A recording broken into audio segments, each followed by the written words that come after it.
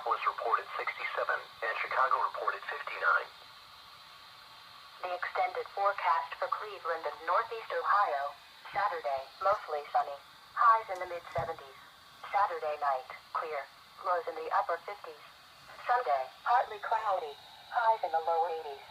Sunday night, partly cloudy with a chance of showers and thunderstorms. Here we go.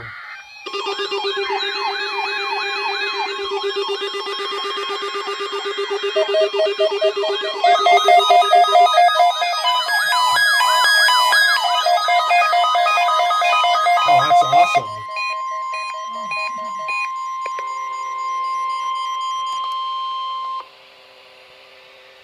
This is a test of the National Weather Service weather radio warning alarm for the KHB-59 listening area of Northeast Ohio.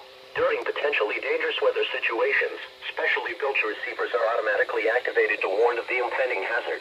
Tests of these receivers are normally conducted by the National Weather Service every Wednesday between 11 a.m. and noon.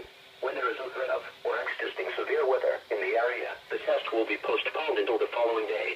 This ends the test of the National Weather Service weather radio warning alarm.